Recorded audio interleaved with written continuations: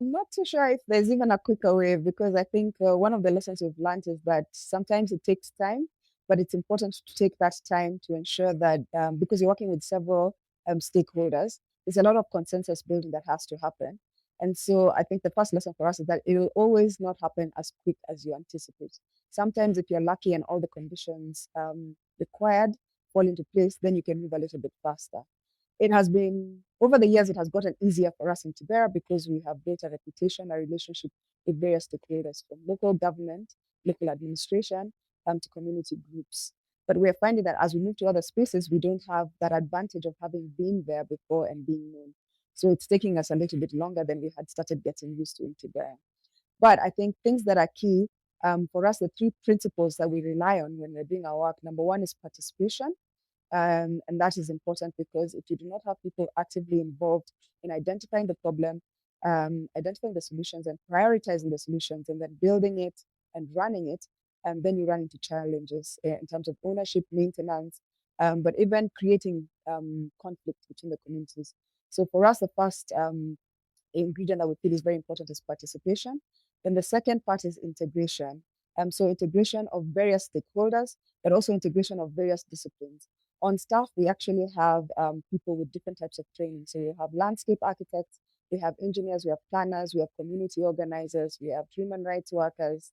And you have to bring together all this knowledge, including the local knowledge of the community, to come up with a solution. So integrating all these different disciplines, these different backgrounds, ensuring there's inclusion, and also remembering that the community is also quite diverse. It includes structure owners, the local administration, so just integrating that. But there's also integration at the level of integrating purposes, mixed use purposes to make a space more productive. So being able to put in place something that the problem might be flooding, and so you want to do flood mitigation. But beyond flood mitigation, what else can you do?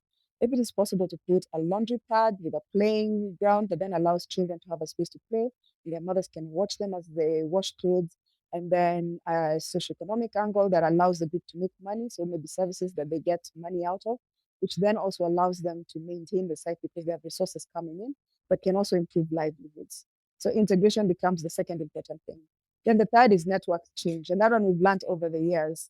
So connecting, being able to connect these different sites to each other, the communities that are involved, the leaders that are involved, because it then means that one site might have something and the other one doesn't, and they can collaborate with each other and support each other. And it could be business, it could be revenue for one, but it could be a service that another group does not have.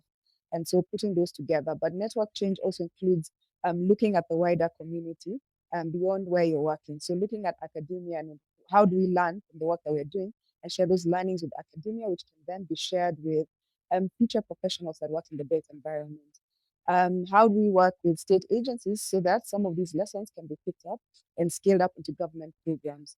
So for us, this has become the model of how people-focused design can enhance our community's socioeconomic status, holistic well-being, strengthen cohesion, and give agency. The other lessons that I think we've learned, just outside, I think the principles that we have figured out works for us, is that it is not possible to engage in this kind of work without engaging in issues of power and politics. It's all well and good to come and want to do infrastructure and development, but recognizing that some of those touch on political or power play. So if I pick a challenge that we've always struggled with is being able to put in place these public spaces that then require water to provide some of the services, either to run sanitary blocks, just to provide water that the community can drink.